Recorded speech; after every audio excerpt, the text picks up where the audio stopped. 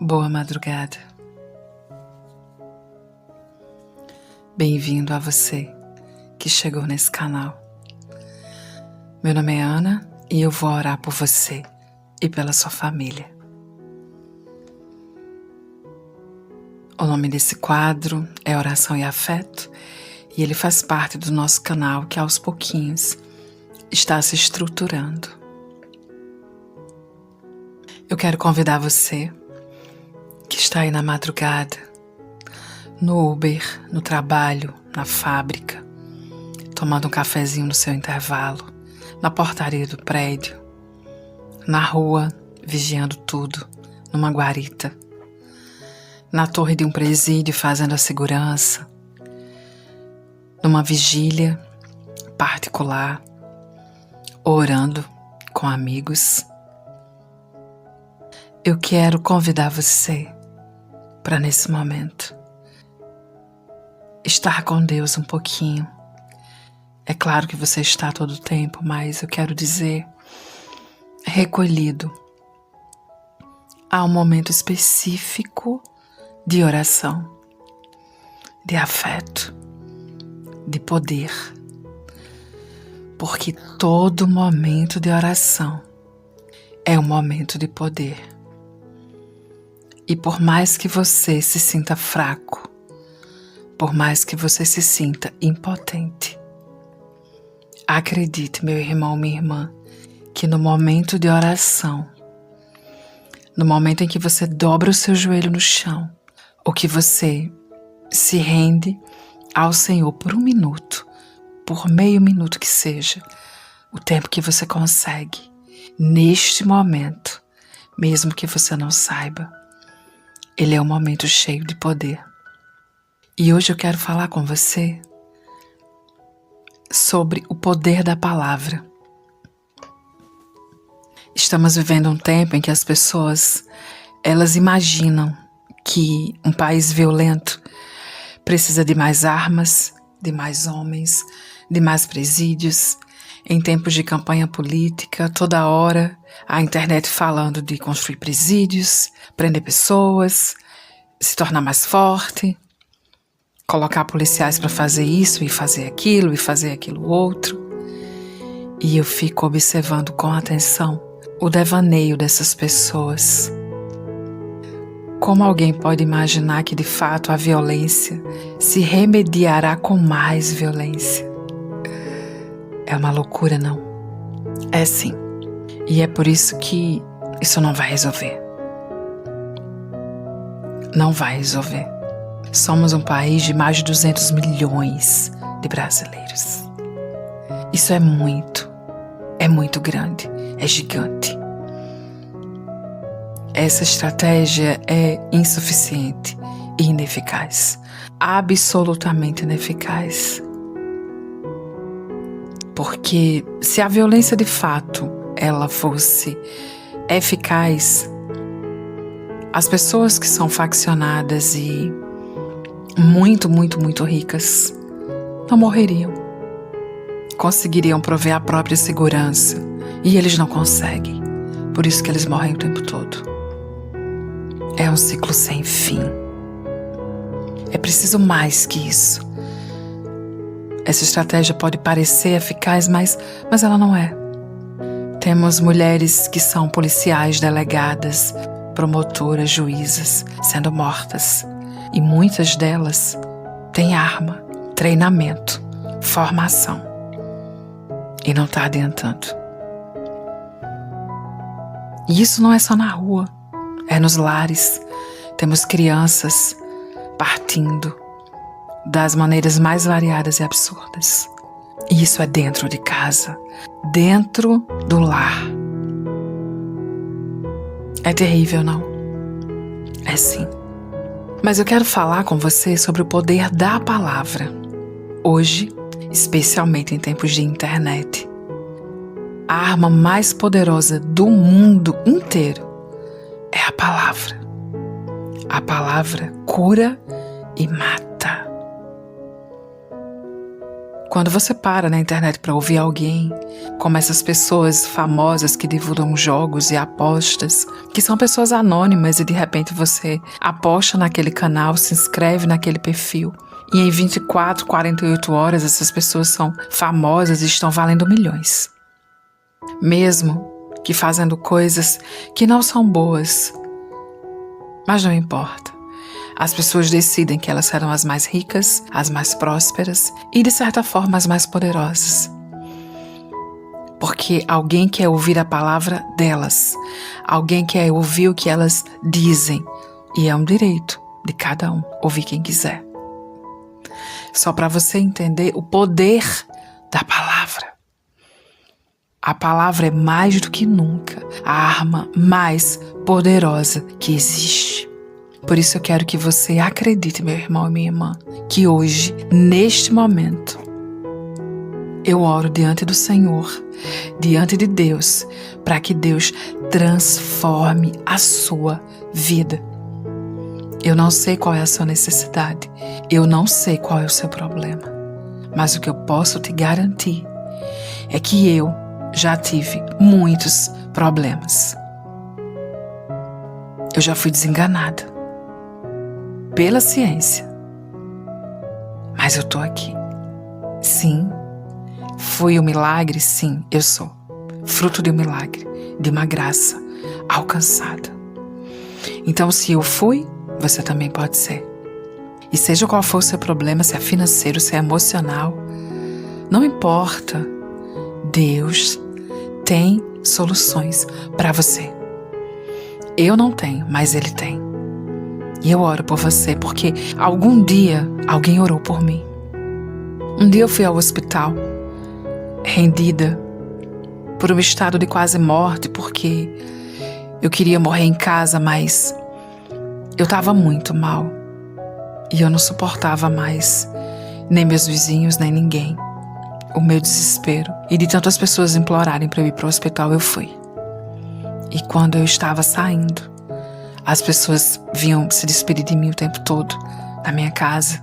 E uma senhorinha, doente e idosa, me abraçou, olhou nos meus olhos e disse assim: eu não sei o que vai acontecer com você lá naquele lugar, mas quando você chegar lá, vai acontecer algo. E o médico vai dizer: não vou mais operar, vá para casa. E eu sabia que isso era apenas uma forma dela querer me acalmar. Eu sabia que eu não iria voltar. Eu já tinha passado por muitos médicos. Mas quando eu cheguei naquele hospital, a fim de fazer uma experiência, porque eu estava partindo e ninguém descobriu o que era, e o médico falou: eu posso operar você. Posso tentar descobrir o que está fazendo isso com você, já que eu já tinha feito centenas de exames e ninguém descobriu o que era. E eu falei: tudo bem, já tô morrendo mesmo, então que custa, né? Pelo menos vão saber de quê. E quando eu estava indo para a sala, uma enfermeira maravilhosa chegou correndo pelo corredor, dizendo: doutor, eu encontrei um exame aqui, ó. Não tínhamos visto esse exame. Tava no sigilo, tava lá no sigilo. E quando o médico abriu o exame, ele falou: não vamos mais precisar da cirurgia. Vamos para minha sala, você vai para casa. E isso, meus irmãos, foi uma palavra de poder daquela senhora que já partiu, que Deus já levou, porque isso tem um tempo. E eu quero dizer que a palavra tem poder. Eu voltei para casa e o primeiro lugar que eu parei foi na casa dela para agradecer. Carregada por pessoas, eu ainda não tinha muitas forças para caminhar e estar firme, mas eu a abracei. E quando ela me viu, ela falou: eu disse para você. Eu tinha certeza que você voltaria para casa. E até hoje eu estou aqui. Amém. Então acredite que Deus tem resposta para você também. E é falando da palavra que eu quero dizer que você que tem filhos, esposa, esposo, e que às vezes fala sem medir suas palavras, às vezes você fala sem pensar, eu quero convidar você a refletir sobre as suas falas e especialmente para você, pai e mãe, que xinga os filhos, que apelida os filhos de apelidos maldosos, que ferem, que machucam. Isso acontece, e acontece muito. Quem tem vizinhos pode ouvir, na rua é possível ouvir. E na escola eles contam para nós do que são chamados. Eles contam aos colegas como os pais os tratam, como fala com eles, como é o tom da voz, como tratam o irmão mais velho e o irmão mais novo, como fazem a diferença de menino para menina, como tratam melhor o irmão do meio, o irmão caçula ou o irmão mais velho. E não interessa aqui você se justificar, não é sobre isso. Se Deus te deu 3 filhos, 1 filho, 2 filhos, acredita em mim. Se Ele te deu 2, Ele vai te cobrar 2. Se Ele te deu 1, Ele vai te cobrar ainda mais, porque você só tem 1. Então, sempre que você falar com os seus filhos, se dirigir aos seus filhos, compreenda que tudo soma-se à vida dele e à sua. E às vezes você xinga o filho, chama de um apelido ruim, de um apelido mau, usa uma palavra para feri-lo, para importuná-lo, para ofendê-lo. E você às vezes acha que isso é normal, mas não é normal. Deus não te deu filhos para que você os ferisse. De forma nenhuma. Deus te deu filhos por uma missão, de você amá-los e ensiná-los a amar. Ensiná-los a aprender. Porque é para isso que estamos aqui, para aprender a viver. Os animais que estão na terra já sabem viver, já sabem amar. Nós não. Nós não. Às vezes nós encontramos na imprensa um caso de um bebê que a mãe deixou por ali, numa festa, numa casa, e acontece alguma coisa. Se você tem bichinhos, você sabe que um gatinho, por exemplo, quando ele dá cria, se você se aproximar do filhote deles, ele vai lutar muito para que você não se aproxime. Ele não confia nem em você que cuida dele. Não confia. Quando você se aproxima, ainda que seja para alimentá-los, a mãe chega logo e ela fica na frente assim, a fim de defendê-los. Não é como um ser humano que conhece uma mulher, conhece um homem e já namora, já convida, já deixa se aproximar do seu filho para fazer uma amizade. Com os animais comuns não é assim. Nós somos animais também, somos espécie. Mas nós não sabemos amar, não sabemos cuidar. E passamos a vida inteira a aprender. Às vezes, nem assim aprendemos. E eu queria refletir com vocês porque acerca disso você vai criando uma personalidade, uma pessoa magoada, uma pessoa ferida, a paz que amaldiçoam seus filhos. E eles acham que isso é normal. Uma vez eu repreendi uma mãe que estava humilhando seu filho e eu perguntei a ela assim, por que você faz isso? Por que você trata o seu filho assim? Deus faz isso com você? Deus te trata assim? E ela falou assim, é para ele aprender a ser gente. Quanto mais a gente humilha, mais a pessoa aprende. E eu falei assim, você sabe que o ódio, ele não tem limites, né? E quando ele explode numa pessoa, ela é capaz de tudo. Ela mata. Ela faz coisas que só Deus pode acreditar. Então, não plante no outro algo que você não vai dar conta de viver. Não teste os limites de ninguém. De ninguém. Deus dá ao pai e à mãe uma autoridade sobre os seus filhos. Em nenhum momento da Bíblia, Deus diz que os filhos pertencem a você. Não, ele não diz isso. Ele diz que os filhos são o quê? É a herança do Senhor. Deixai a mim. Deixai que venham as criancinhas a mim. Deixai que venham a mim as criancinhas. E os adolescentes e até os adultos. E é muito normal e muito comum os pais, as mães amaldiçoarem seus filhos. Eu sei que às vezes é inconsciente, às vezes a pessoa não percebe que faz isso. Mas eu estou aqui para te ajudar a entender que não é normal. Que Deus não te autorizou a humilhar o teu filho, a amaldiçoar o teu filho. Não, Deus não te autorizou. Deus te deu um presente. E você não vai precisar gastar milhões num tratamento para engravidar uma pessoa.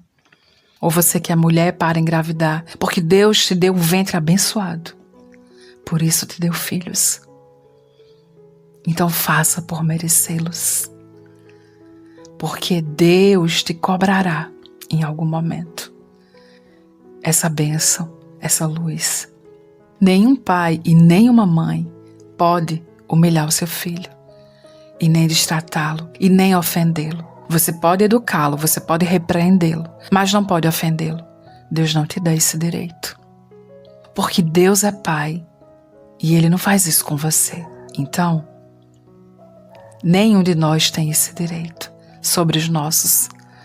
Não temos, porque filhos não são coisas, pessoas não são coisas, animais não são coisas, a natureza não é coisa, é vida. É vida. Faça por onde merecer a sua. Respeite os seus filhos. Hoje eu vi na imprensa esse caso de uma empresa, não sei se vocês tiveram tempo de acompanhar, de um funcionário que, muito desesperado por ser destratado em seu trabalho, por pessoas adultas que brincavam de ofendê-lo, chegou no seu limite. E acabou dando fim aquelas existências de 3 pessoas, e de tão desesperado ele deu um fim à própria existência. Mas antes ele compartilhou com os policiais. Por que ele fez aquilo? Porque ele não aguentava mais. Porque pessoas têm limites, como tudo na vida. Estamos vendo vários desastres acontecerem pelo mundo e ninguém se importa em respeitar a natureza. Ninguém. Ou quase ninguém. Mas as pessoas se importam de pedir, fazer campanhas e blá, blá, blá, blá, blá, blá, não é? Mas respeitar o universo que Deus deixou pronto para nós, pronto, pronto, pronto, sem faltar nada. Ninguém quer respeitar. Ninguém quer respeitar, não é? Então nós temos que arcar com as consequências. É isso que está acontecendo. Então, às vezes o pai acha normal o filho ter uma atitude, mexer com o irmão mais novo ou com o irmão mais velho, ofender, brincar. Na escola acontece muito isso, né? Que a gente chama hoje de bullying e que sempre existiu, mas não tem esse nome. Então, quando um professor identifica isso numa sala de aula, a gente sabe, isso vem de casa. Às vezes o aluno faz aquilo com o outro porque o pai faz com ele, a mãe faz com ele, o irmão faz com ele, os pais não corrigem, não param aquele sistema. Que começa pequeno, porque nada na vida começa grande. Tudo começa muito pequeno, muito pequeno. E a tolerância para o ódio e para a ofensa tem que ser 0. 0. Porque se você deixar crescer, você não vai conseguir parar. E a única pessoa capaz de conter o seu filho é você. Então, não faça com o seu filho algo que ele seja capaz de aprender e repetir, se é uma coisa ruim. Quando existe essa tentativa de brincadeira e de diversão, já é um péssimo sinal você se divertir com o que machuca o outro. E nós paramos a aula, paramos tudo e resolvemos a situação. Porque se nós deixarmos aquilo se repetir, não só vai se repetir, vai crescer. E aquela pessoa que já não aguenta mais, que está nas últimas, que é a verdadeira vítima, é levada ao extremo. Eu já ouvi mães dizerem assim: não é nada demais o meu filho fazer isso, é uma brincadeira. E eu sempre digo à mãe: mãe, a única pessoa que tem a obrigação de suportar as brincadeiras do seu filho é você, que botou ele no mundo. E o pai dele, ninguém mais. Se você permite essa educação, lembre-se, você está permitindo com você. Fale por você. O mundo não precisa compreender isso. Não crie problemas. Não transmita seus problemas para a sociedade. Porque quando seu filho passa do portão, é a sociedade. E ela não é você. Ela pode não ser tão compreensiva. Ela pode não ser tão afetuosa. Então, ensine os seus filhos o que é bom. E se você percebe esse tipo de comportamento, de brincadeira, de xingamento, de perturbação, corrija imediatamente. Não tolere, não deixe crescer. Porque em algum momento da sua vida, o seu filho será maior que você e mais forte, mais jovem. E pode ser que você não consiga contê-lo. E se um dia você reclamar, ele vai dizer: mãe, isso não é nada demais. Pai, isso não é nada demais. Imagine um idoso sem poder justificar nem se defender. Ter que ouvir de um jovem: isso não é nada demais. É uma brincadeira. Não, não é uma brincadeira. Quando nós encontramos na internet, na imprensa, humoristas processados porque não têm nenhum talento para ser artista, e por isso que ele ofende pessoas, porque na ausência do talento sobra o desespero, ele não estudou, não tem profissão, não se fez competente em qualquer outra profissão, então ele ofende pessoas. Mas isso não é profissão, isso é crime.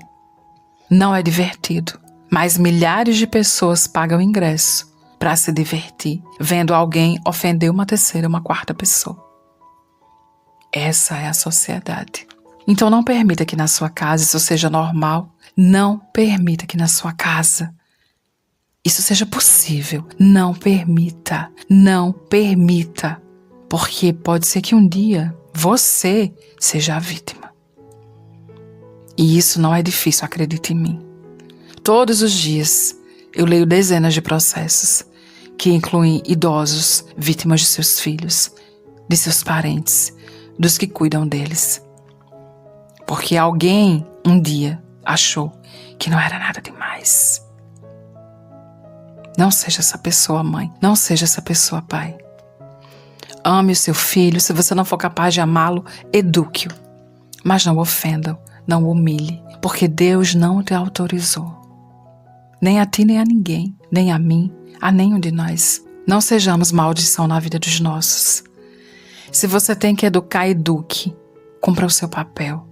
Entregue a Deus e diga: Senhor, cumpri o meu papel, eu posso não amá-los, eu posso não ser apaixonada por eles, eles podem não ser o meu sonho favorito, mas eu os eduquei, está aqui, eu cumpri o meu papel.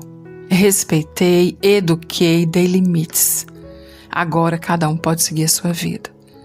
Eu fiz a minha parte. É isso, meus amados. Não amaldiçoem os seus filhos, porque a palavra tem poder.